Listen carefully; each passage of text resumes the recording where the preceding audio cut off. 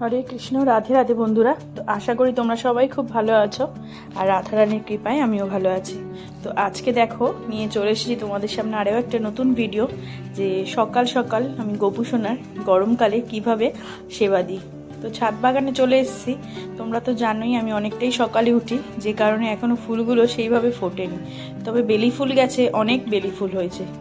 আমার ছাদটা পুরো গন্ধে মানে ভরে আছে, বেলি ফুলের গন্ধে। কিন্তু 6টা সাড়ে 6টার সময়তেই আমরা না উঠলে হবে কি, মানে সূর্যি মামা, আমার গোপুসোনারা ওঠেনি ঠিকই, কিন্তু সূর্যি মামা উঠে গেছে। সূর্যি মামা উঠেই উকি মারছে। দেখো 6টা সাড়ে 6টার সময় কেউ বলবে না যে এখন 6টা সাড়ে 6টা বাজে, রোদ্দুরটা এতই উঠে গেছে। আর এত গরমের জন্য গাছেও সেভাবে ফুল ফুটছে না, খুব কম ফুলই ফুটছে। দু একটা জবা ফুল ফুটেছে, বেলি ফুলটা একটু এখন বেশি ফুটছে, টগর ফুল দু একটা ফুটেছে, এই রকমই যা। দেখো তো, সবার আগে আমি আমার তুলসী মন্দিরটাকে ধুয়ে নিচ্ছি আর তুলসী মাকে জলদান করছি।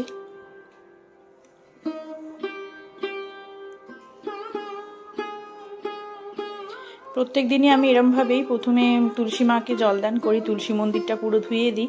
আমার যেহেতু কোনো মন্দির নেই, একটাই পাথরের এরকম মন্দির করা আছে, এটা আমি এই যে এর মধ্যে রেখেছি।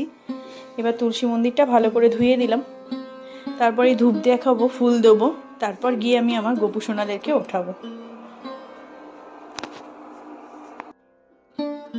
তো এবার গাছ থেকে একটু ফুল তুলে নেবো তুলসী মহারানীকে সাজানোর জন্য। আর তুলসী তলার মন্দিরটার মধ্যে যেই কয়েকটা ঠাকুরের চিত্র রয়েছে তাদের চরণে দেওয়ার জন্য, সেখানে আমার রাধাকৃষ্ণ আছে, গৌরনীতাই আছে, পঞ্চতত্ত্বের একটা মানে চিত্র মানে ফটো ওখানে আটকানো আছে। তো ওইগুলোর মধ্যেই আমি ওনাদেরকে ফুল দেবো, দিয়ে ধূপ টুপ দেখিয়ে তারপর গিয়ে গোপু সোনাকে ওঠাবো। গাছে যেহেতু খুব বেশি ফুল ফোটেনি, তাই জন্য অল্প একটু ফুল তুলে নিলাম মন্দিরটা সাজানোর জন্য।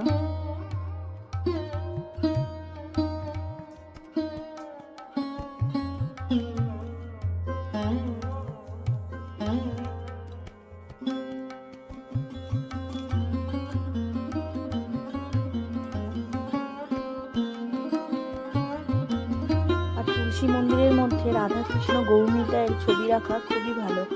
যারা অন্য অন্য ঠাকুরের ছবি, অনেকেই আছে যে তুলসী মঞ্চের মধ্যে আটকানো, লোকনাথ বাবা বা শিব ঠাকুর, এটা কখনোই উচিত না, বা লক্ষ্মী ঠাকুর।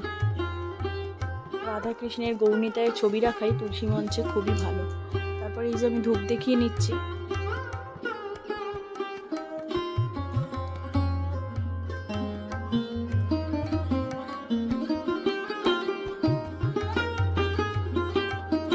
বৈশাখ মাসে অনেকদের মধ্যে নিয়ম আছে যে তুলসী গাছের মধ্যে তুলসী মহারানীকে ঝাড়া দেয়, মানে জলের ঘটিতে কি সুন্দর বেঁধে দেয়, যাতে সারাদিন টপ টপ করে জল তুলসী মহারানীর কাছে পড়ে। কিন্তু আমার শ্বশুরবাড়িতে এরকম কোনো নিয়ম নেই, তাই সেই ক্ষেত্রে আমিও তো সেই নিয়ম করতে পারি না। তো সেই জন্য এই ঘটিতে জল দিয়ে আমি তুলসী মহারানীর কাছে রাখি, যাতে যখনই দরকার ওনার এখান থেকে উনি জল গ্রহণ করবেন। তো দেখো চলে এসেছি ঠাকুর ঘরে। গুবলু সোনা, রাই আর আমার অন্যান্য গোপু সোনারা সবাই ঘুমু করছে। তো ওদেরকে চলো এবার উঠিয়ে নিই।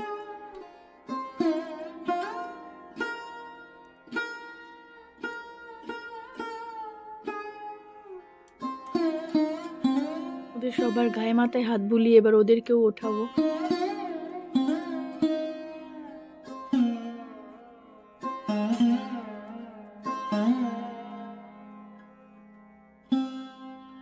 বৈশাখ মাসের এই গরমে যে মানে সকালবেলা কিভাবে গোপাল সোনার সেবা করি সেটাই তোমাদেরকে দেখাচ্ছি আর কি। এই বৈশাখ মাসে তুলসী মহারানীকেও সবাই জলদান করে, তাই জন্য আমি ওইভাবেই জলদান করি। তোমরাও চাইলে তোমরা ওইভাবে জলদান করতে পারো। যাদের এরকম নিয়ম নেই ঝাড়া বাঁধার, তারা এইভাবেও জলদান করতে পারে। তো দেখো সবাইকে এক এক করে ডাকছি, কিন্তু কেউ উঠছে না। তো এবার ওদেরকে ওঠাবো। দুটো করে শুয়েছি পাউডার, মানে এত পাউডার মাখিয়ে শুয়েছিলাম যে আমার হাতেও মানে পাউডার লেগে যাচ্ছে।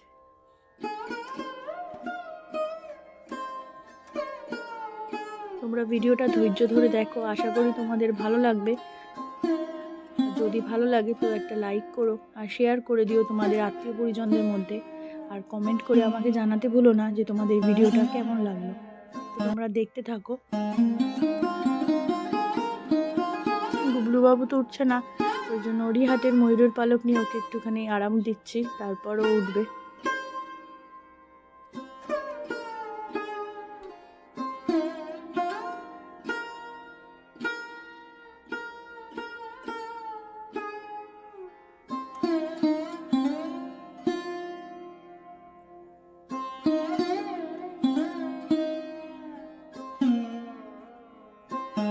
সবাই উঠে বসে পড়েছে, সবাইকেই উঠিয়ে বসিয়ে দিয়েছি।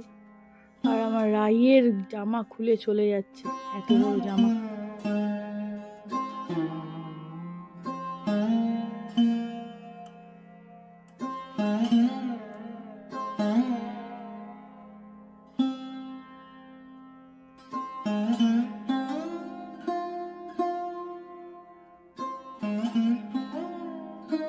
ঘটিতে যে জলটা দিয়েছিলাম, দেখো রাত্রেবেলা পুরো ঘটি পূর্ণ করে দিই, আর সকালবেলা যখন ওই ঘটি থেকেই ভাবছি জল নিয়ে খাওয়াবো, জলটা ঠান্ডা, তো দেখছি জলটা অর্ধেক হয়ে গেছে।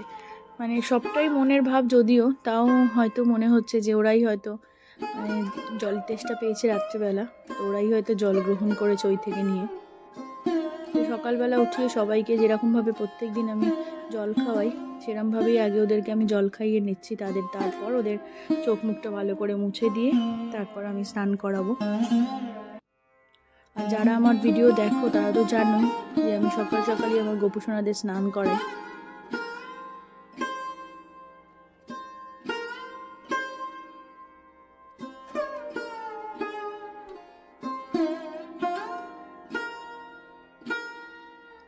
এইবার এই গামছাটা ভিজিয়ে নিয়েছি একটু, নিয়ে সবার চোখ মুখগুলো আমি ভালো করে পুছিয়ে দিচ্ছি।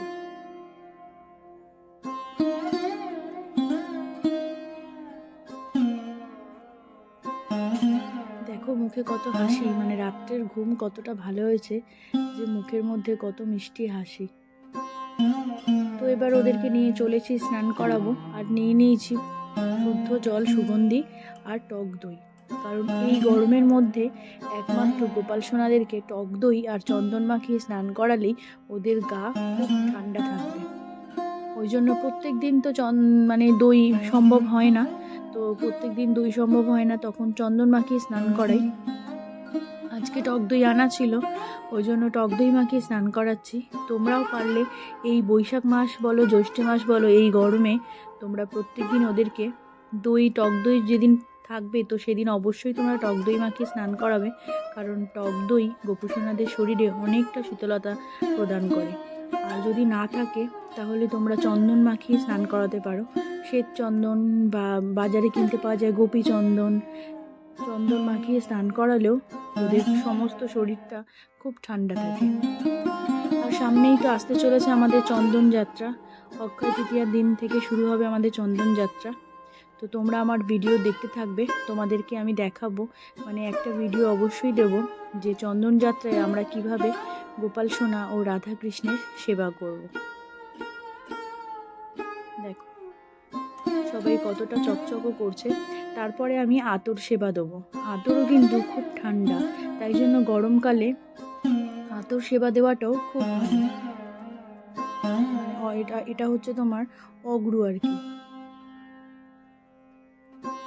এই অগ্রু দিলে পরে গাও খুব ঠান্ডা থাকে, তাই একদম ডাইরেক্ট গায়ের মধ্যে না দিয়ে আমি হাতে নিয়ে একটু একটু করে ওদের গায়ে দিচ্ছি। আর সত্যি গাটা যখন ধরছি দেখছি যে কতটা ঠান্ডা হয়ে গেছে ওদের গাটা। আর জলের মধ্যে তো অবশ্যই কর্পূর দিয়ে, অল্প করে কর্পূর দিয়ে স্নান করাবে, কারণ কর্পূরও জলকে খুব ঠান্ডা রাখে, তবে বেশি পরিমাণে দেবে না, তাহলে বাচ্চা তো ওদের চোখ জ্বালা করতে পারে, তাই অল্প পরিমাণে কর্পূর দিয়ে স্নান করাবে বা শ্বেত চন্দন। তারপর একটু ওদের গায়ে পাউডার লাগিয়ে দিলাম, দিয়ে একদম সুতির জামা পরিয়েছি, আর এই যে সুগন্ধি ওদের গায়ে দিয়ে দিচ্ছি। বাচ্চাদেরকে একদম ন্যাপি ড্রেস পরিয়েছি, আর এদেরকে আজকে ইচ্ছা হলো ভ্রমরি আর মিষ্টিকে একই রকমের জামা পরাবো সুতির, তো দেখো তাই পরিয়েছি। সবাইকে পরিয়ে স্নান করিয়ে এবার বসিয়ে দিয়েছি। এবারে আমার মহারাজাকে স্নান করাবো, আমার গুব্বু সোনাকে। ওকেও দই দিয়ে স্নান, ও তো দই দিয়ে স্নান করতে খুব ভালোবাসে, কারণ দই দিয়ে স্নান করালে শরীরটাও খুব ঠান্ডা থাকে। আর পিতলের বিগ্রহ দই দিয়ে স্নান করালে পরে খুব চকচকও পড়ে। তাই তোমরা গরমকালে চেষ্টা করবে দই দিয়ে স্নান করাবার। যাদের ফ্রিজ আছে ঠাকুরের জন্য আলাদা, মানে নিরামিষ, তারা তো দই এনে রাখতেই পারো। আর যাদের নেই তারা একটা প্যাকেট আনলে, প্যাকেটে যে দই পাওয়া যায়, এক প্যাকেট আনলে তোমরা একটু ভালোভাবে রাখলে পরে 2-3 দিন স্নান করাতে পারবে। বা চন্দন দিয়েও স্নান করাতে পারো। চন্দন একটুখানি মাখিয়ে রেখে তারপর স্নান করালে গোপু সোনাদের দেহটা, মানে শরীরটা খুব ঠান্ডা হয়। দেখো আমার গুবলু সোনারও স্নান হয়ে যাচ্ছে, এরপর রাইকে করাবো।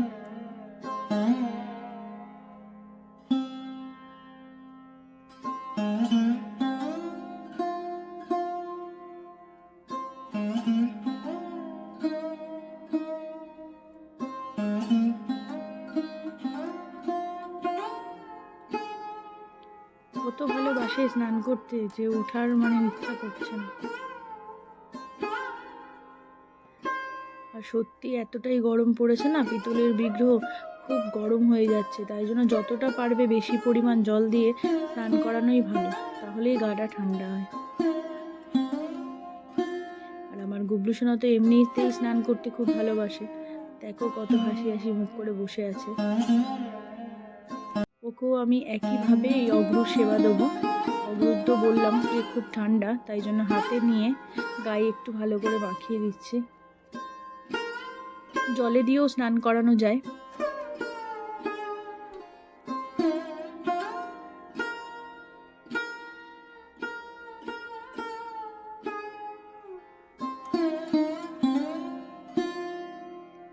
তারপর পাউডার লাগিয়ে দিলাম, লাগিয়ে এবারে জামা পরিয়ে দেবো ওকেও। ও একটা একদম হাত কাটা পাতলা জামা পরাবো, যাতে বেশি গরম না লাগে। এই জামাগুলো সব জন্মাষ্টমীতেও গিফট পেয়েছিল, এখনো পরছে। ফিতে বাঁধা জামা।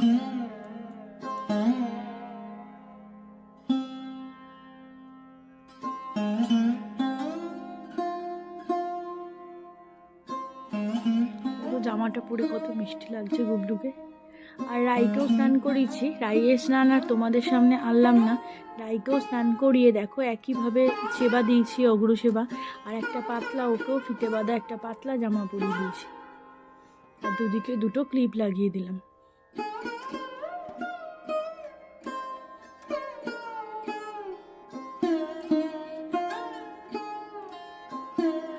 দুজনকে এবার পাশাপাশি বসিয়ে দিয়েছি, দেখো কতটা মিষ্টি লাগছে দুজনকে। তো তার মধ্যেই চলে গেছিলাম গাছের ফুল তুলতে। এই যে গাছের ফুল, এইটুকু ফুল পেয়েছি। অন্যান্য দিন মানে যখন গরম থাকে না তখন অনেক ফুল ফোটে, এখন যেহেতু মানে গরমের হার এতটাই বেড়ে গেছে যে ফুলের পরিমাণও কমে গেছে। চন্দনও গুলে নিয়েছি। আর দেখো সমস্ত ফুল দিয়ে আমি ভগবানদেরকেও সাজিয়ে নিয়েছি। আজকে কিছুটা কেনা ফুল দিয়েও সাজিয়েছি ছিল, আর গাছের সাদা ফুল দিয়েও সাজিয়েছি। সবার কপালে আমি চন্দনের টিপ পরিয়ে দিলাম।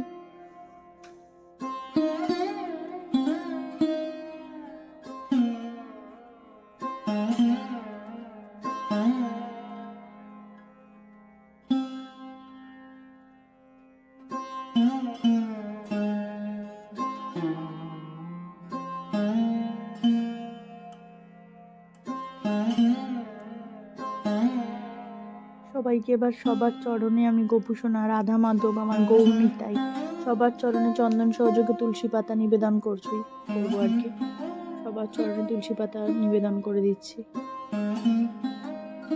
রাধা মাধবের চরণে, আমার মাধবের চরণেও তুলসী পাতা নিবেদন করলাম, গৌরনিতায়ের চরণে তুলসী পাতা নিবেদন করলাম।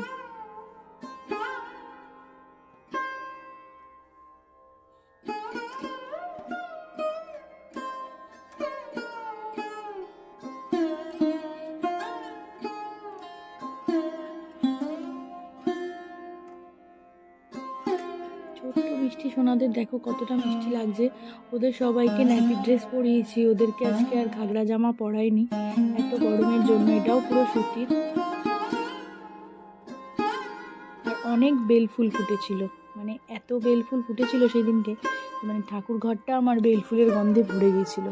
আর এই যে গীতার ওপরেও আমি তুলসী পাতা আর ফুল নিবেদন করলাম, দক্ষিণাবর্ত শঙ্খে তুলসী পাতা নিবেদন করলাম,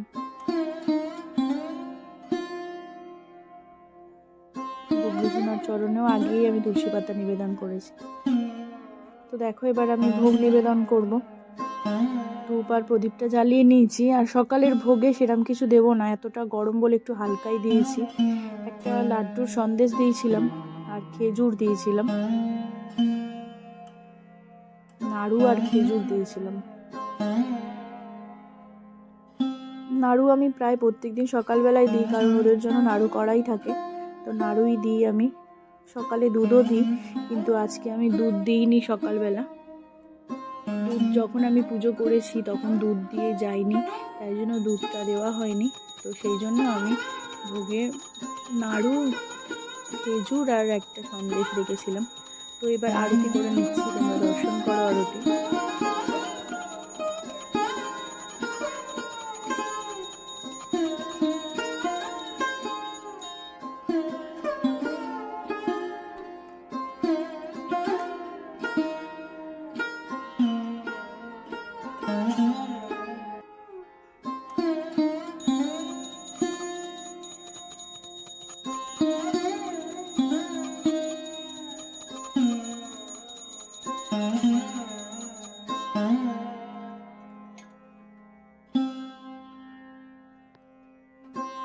আজকের মতন আসি, দেখা হবে আবার অন্য কোনো দিন অন্য কোনো ভিডিও নিয়ে। তো তোমরা অবশ্যই কমেন্টের মাধ্যমে আমাকে জানাতে ভুলো না যে এই বৈশাখ মাসের গরমের সকালবেলা আমার গোপুসোনাদের সেবা তোমাদের কেমন লাগলো। যদি ভালো লাগে তো একটা লাইক করো আর শেয়ার করে দিও আর কমেন্ট করো, আমাকে জানাতে ভুলো না কেমন লাগছে। তো হরে কৃষ্ণ, রাধে রাধে।